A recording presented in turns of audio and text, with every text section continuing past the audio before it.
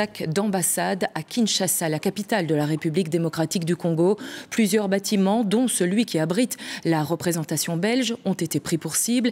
Les Congolais en colère dénoncent ainsi l'embrasement dans l'est du pays.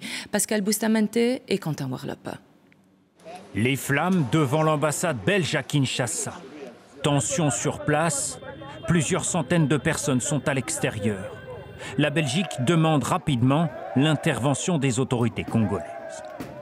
Je m'en suis ouvert aux autorités qui ont réagi très rapidement pour envoyer des troupes sur place pour remettre de l'ordre. Je voudrais quand même signaler que personne n'a été mis en danger, donc il n'y a pas de blessés. Le feu a été mis à la porte d'entrée avec des pneus, des pierres ont été jetées, mais la situation est revenue rapidement sous contrôle.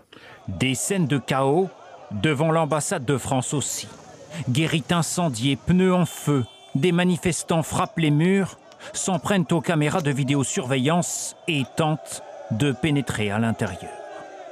Nous revendiquons notre liberté sur notre sol, sur tous les plans. Et nous voulons que les rebelles qui se trouvent à l'est puissent quitter notre pays. Tensions et scènes de pillage un peu partout dans la capitale congolaise.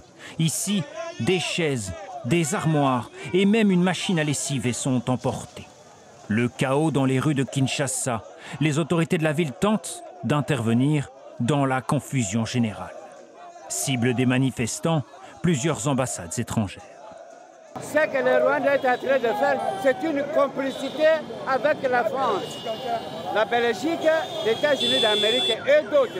Alors, les Congolais sont fatigués.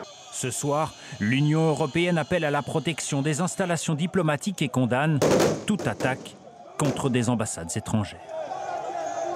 Oui, et allons à Goma, plus d'1 million d'habitants. C'est la plus grande ville de l'Est du Congo. C'est là que sévissent les rebelles du M23, soutenus par le Rwanda voisin.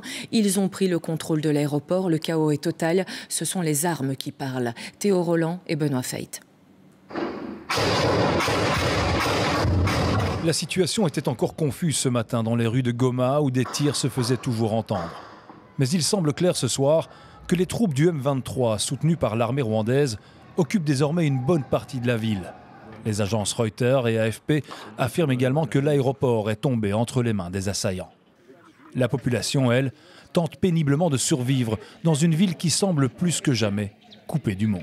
Nous demandons à la communauté internationale de nous parvenir en aide ou de chercher une solution palliative parce que la population souffre, il n'y a pas d'eau. Même l'électricité. Plongés dans ce chaos, certains habitants ont commencé à piller des commerces, des habitations, des bâtiments publics et même l'entrepôt médical de la Croix-Rouge. Des scènes qui risquent de se reproduire dans les prochaines heures, faisant craindre des pénuries dont les conséquences pourraient être désastreuses. Demain, toute la population de Goma va être affectée. Certains, d'une manière ou d'une autre, mais parmi la population de Goma, les déplacés seront vraisemblablement ceux qui seront le plus affectés, en sachant que le M23 a une certaine aversion pour les camps déplacés. Et ce qu'on a observé régulièrement dans leurs avances, c'est qu'ils démantelaient les camps déplacés. Une population vulnérable, parmi laquelle les femmes sont systématiquement les plus exposées dans cette région où les violences sexuelles ont déjà fait d'innombrables victimes ces dernières années.